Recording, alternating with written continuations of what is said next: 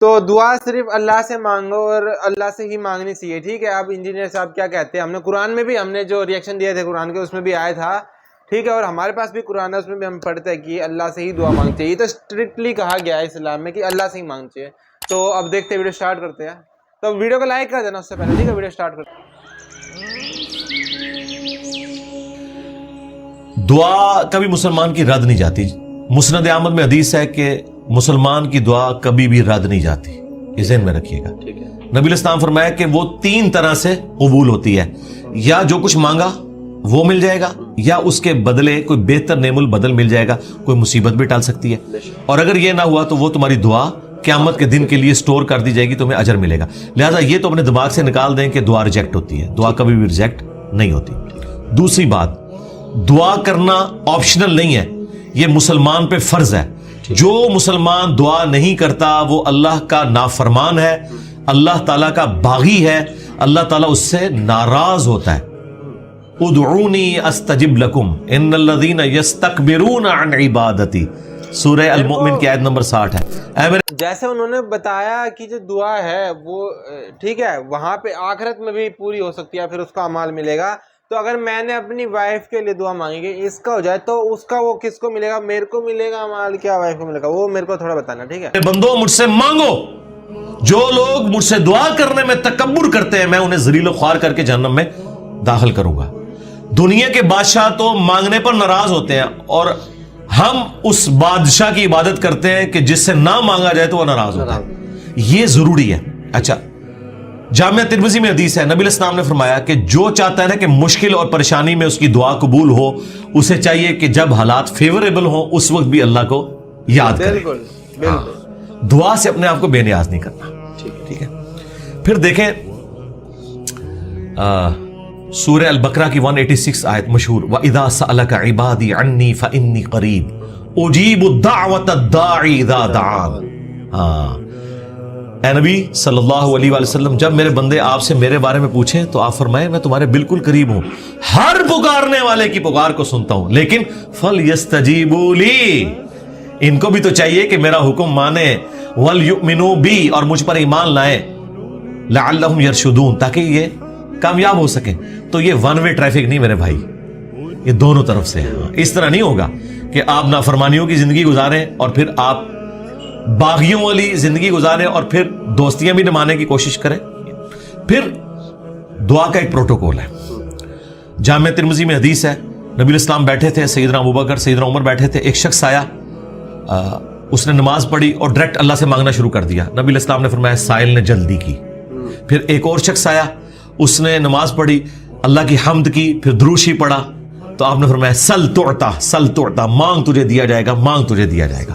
اور دوسرے بندے کو آپ نے بلا کے کہا کہ جب دعا کرو پہلے اللہ کی حمد کرو، پھر دروشی پڑھو، پھر اللہ سے مانگو. اور نماز میں دیکھیں پہلے ہم اللہ کی حمد کرتے ہیں، التحیات للہ والصلوات والطیبات، پھر سلام عرض کرتے ہیں، اس کے بعد دروشی پڑھتے ہیں، اور اینڈ پہ دعا. یہ پروٹوکول ہے دعا کا، یہ طریقہ ہے دعا کرنے کا.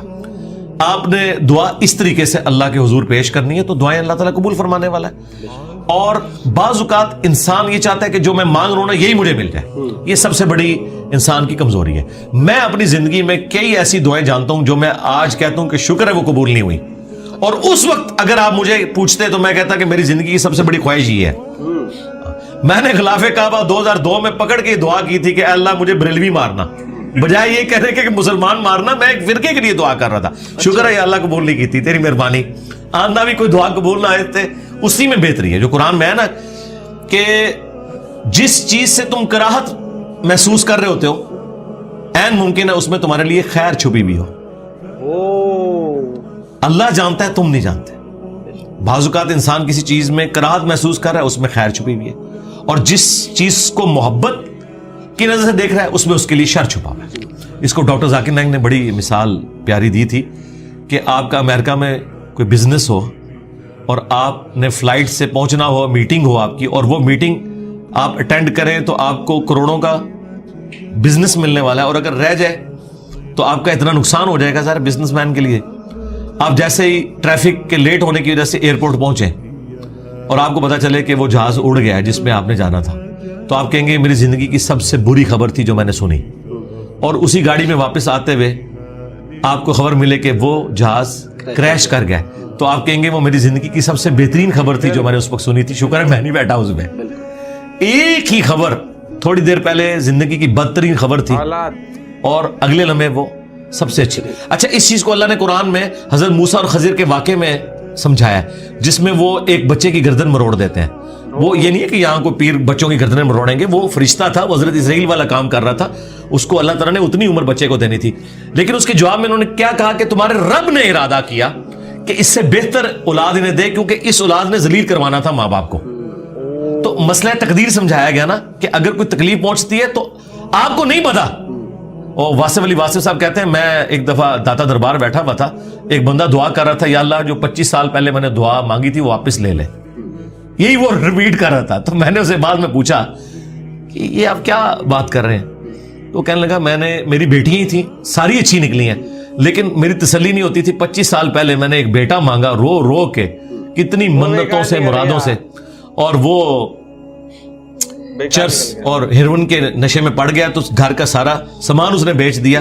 تو بڑا بہتر کیا تھا اللہ نے جو مجھے بیٹا نہیں دیا ہوا تھا, تو یا اللہ وہ دعا واپس لے لے. ٹھیک ہے, اس لیے آپ نے اپنے معاملات کو ذرا دیکھ کے بھی چلنا ہوتا ہے, لیکن دعا ضرور مانگیں. اللہ تعالیٰ کے بارے میں پیسیمسٹک نہ ہو, آپٹیمسٹک. نبی اسلام کی حدیث ہے بخاری مسلم میں کہ کبھی یوں بھی دعا نہیں کرنی کہ اگر یا اللہ تو چاہے, اگر مگر نہیں, پورے پیشن سے مانگیں, صحیح دعا مانگیں. اور مسلم شریف میں حدیث ہے نبی اسلام کہ ایک صحابی اتنے بیمار ہوئے کہ وہ ہڈیوں کا پنجر بن گئے. نبی اسلام ان کی عادت کرنے گئے, آپ نے کہا کہ تو اللہ سے کیا مانگتا ہے یہ جو تیری حالت ہوئی ہوئی ہے.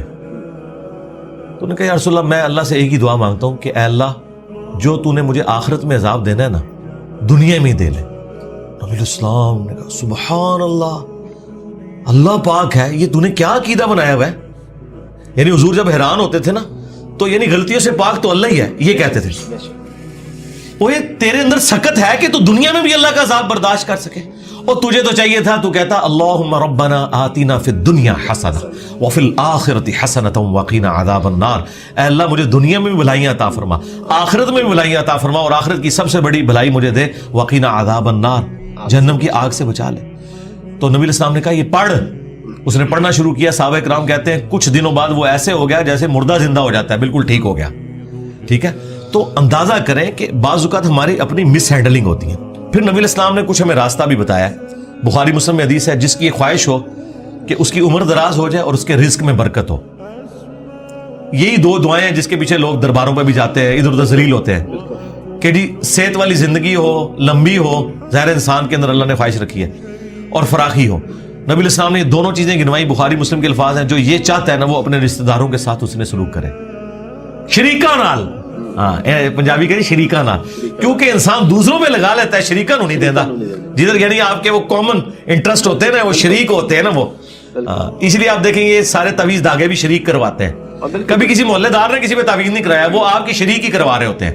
جہاں جیلسی فیکٹر تھا وہیں خرچ کرنے کے اوپر اللہ تعالیٰ نے اجر رکھا ہوا ہے, اور یہ آپ کے اوپر کتنی بڑی آزمائش ہے. جہاں آپ خرچ نہیں کرنا چاہتے وہاں آپ نے خرچ کرنا ہے. اب جو آپ نے وسیلہ اور توسل کی بات کی وہ صحیح بخاری میں حدیث ہے 1010 نمبر حدیث 1010 کہ حضرت عمر فاروق رضی اللہ تعالیٰ کے دور میں جب قحط پڑ جاتا تو وہ دعا کرتے اللہم, اللہ تعالیٰ کو مخاطب کر کے کہ اے اللہ انا کننا نتوسل الیک بنبینا, پہلے ہم تیرے نبی سے دعائیں کروایا کرتے تھے, اب ان کی وفات کے بعد ان کے چچا کو لے کے آئے, ان کی دعا کی برکت سے بارش نازل فرما, اور وہ بارش نازل ہو جاتی. یہ حضرت عمر نے امت کو عقیدہ دیا ہے کہ توسل اور وسیلہ یہ نہیں ہے کہ کسی کے واسطے آپ نے ڈالنے اللہ کو, بلکہ یہ ہے کہ اس نیک بندے سے جا کے دعا کروانی ہے. بخاری مسلم میں ہے کہ بارش نہیں ہوتی تھی, صحابہ کرام نبی علیہ السلام سے دعا کرواتے تھے, دعا کی برکت سے بارش ہو جاتی تھی. اب قبر رسول پہ جا کے آپ نے نبی علیہ السلام سے کوئی نہیں مانگنا. ہاں وہ دعاؤں کی قبولیت کی جگہ ہے, وہاں کھڑے ہوں صلاۃ والسلام عرض کریں. 4 کتابوں میں موجود ہے, المصنف ابن ابی شیبہ میں, سنن کبری البیہقی میں, الموطأ امام مالک میں, فضل الصلاۃ علی النبی کے اندر کہ صحابہ کرام اور خصوصاً ابن عمر کے بارے میں کہ مسجد نبوی میں وہ آتے, پہلے سفر پہ جاتے یا واپس آتے, پہلے مسجد نبوی میں 2 نفل پڑھتے اور قبر رسول پر آ کے عرض کرتے السلام علیک یا رسول اللہ, السلام علیک یا ابا بکر, السلام علیک یا عمر.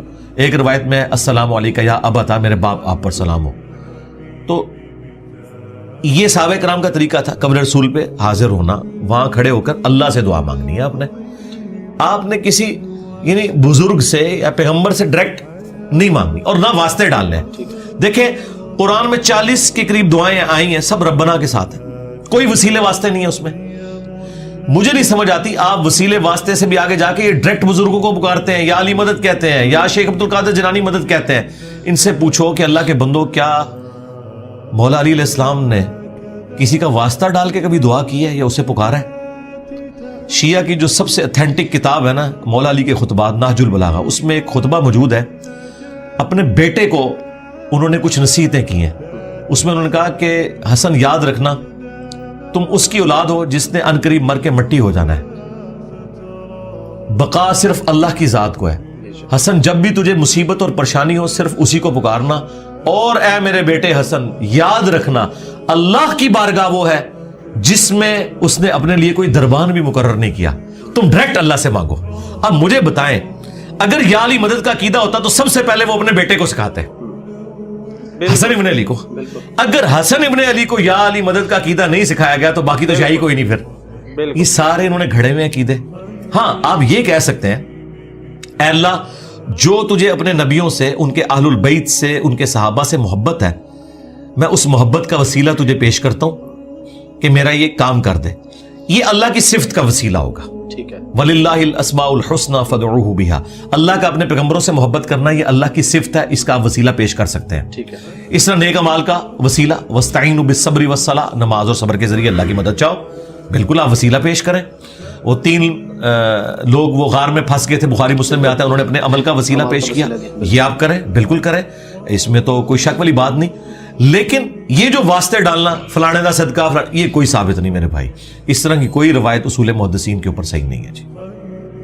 تو یا علی مدد تو ہم نے بھی جو ہے موویز میں دیکھا ہے نا، امیتابھ بچن کی شاید مووی تھی کلی واری، ٹھیک ہے، اس میں یا علی مدد ہم نے سنا ہے، اور ہم بچپن سے ہم کو لگتا تھا کہ علی شاید، سمجھ رہے ہو، ٹھیک ہے، اللہ کو ہی علی بولتے ہیں۔ ہاں مطلب ایسا ہم کو پتا نہیں تھا کہ ہم کو کیا پتا ہے کہ نہیں، جیسے اب آپ ہے، آپ کو نہیں پتا ہوگا کہ اشٹوکر کون ہے، جیسے آپ کو نہیں پتا ہوگا کہ اشٹوکر کون ہے، آپ کو نہیں پتا ہوگا کہ اور بھی بہت سارے لوگ ہیں نا، آپ کو نہیں پتا ہوگا نچیکیتا کون ہے، ٹھیک ہے، ایسے ہم کو بالکل کوئی آئیڈیا ہی نہیں تھا، تو اس لیے ہم سوچتے تھے کہ وہی مطلب ٹھیک ہے، اور اب جا کے مطلب کہہ رہے ہیں نا کہ ایک آنکھ کھلی ہے اور سن رہے ہیں کہ صرف اللہ سے مانگو۔ اور اس میں میرے کو یاد آ گیا کہ یوسف علیہ السلام کی ہم سیریز دیکھ رہے تھے، تو انہوں نے بھی ایک بار جیل میں تھے، انہوں نے کسی اور سے مدد مانگ لی تھی، ٹھیک ہے، اس پہ بھی ان کو کچھ ایکسٹرا سال جیل میں رہنے کا سزا ملی۔ ان کے لیے تو کیا ہی سزا ہے، وہ تو جہاں رہ لے ان کے لیے تو ٹھیک ہی ہے۔ تو وہی ہے کہ جب دینے والا کہہ رہا ہے کہ بھائی میرے سے مانگو اور دعا کرو، میں بالکل دوں گا، ٹھیک ہے، تب کسی اور سے مانگنا بھی کیوں ہے۔ اور یہ بھی انہوں نے کہا کہ جو دعا قبول نہیں ہوتی اس میں بھی ہماری کوئی بھلائی ہوتی ہے، ٹھیک ہے۔ جیسے میرے کو یاد ہے کہ میں پہلے شادی سے پہلے یا کچھ میں کہتا تھا یہ ہو جائے، وہ اب میں سوچتا ہوں اچھا ہوا نہیں ہوا، نہیں تو آج میں یہاں پہ نہیں ہوتا، ٹھیک ہے۔ تو ملتے ہیں نیکسٹ ویڈیو میں، ٹھیک ہے، بائے۔